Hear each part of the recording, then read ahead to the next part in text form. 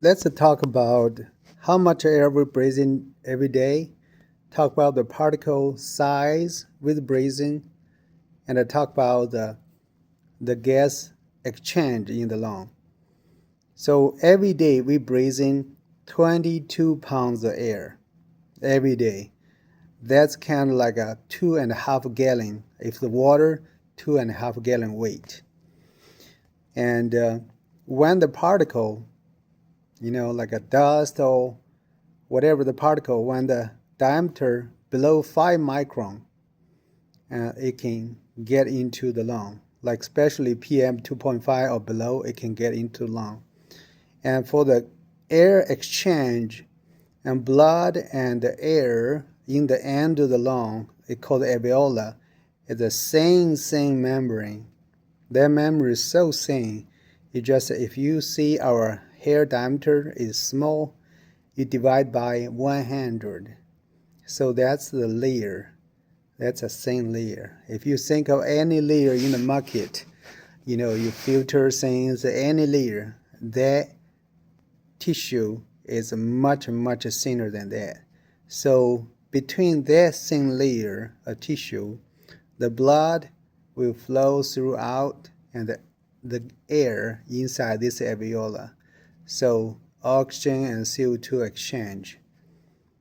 And at that time, any small particle, if you reach that deep, they get an opportunity that can get into the bloodstream, get into there, and then it enter all the organ.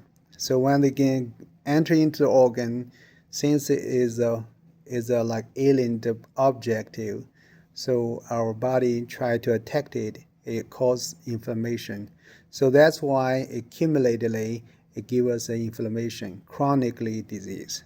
So that's why our disease, all our disease, 50% chronically lung disease is caused by the air we breathe in, like unclean air, and 30% heart stroke, and heart, heart disease, like hypertension, like heart disease that's caused by the air we breathe in, because that's the like affection or defection that from the breathing called into our bloodstream. And 30% our brain, like a stroke and Alzheimer and all kinds of brain disease is caused by the object that caused into our bloodstream through the breathing. And 20% lung cancer and 20% diabetes type 2 is caused by that. So it's all connected.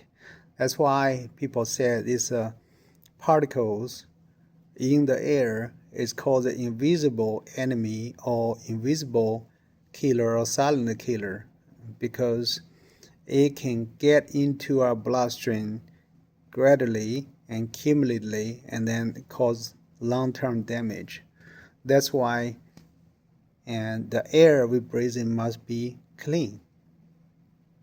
So number one, small particle can get into the bloodstream, cause damage.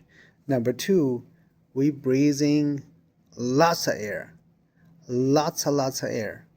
So 20,000 liter or 22 pounds the air goes through our lung. So every breathing, we can breathe in thousands of small particles into our lung.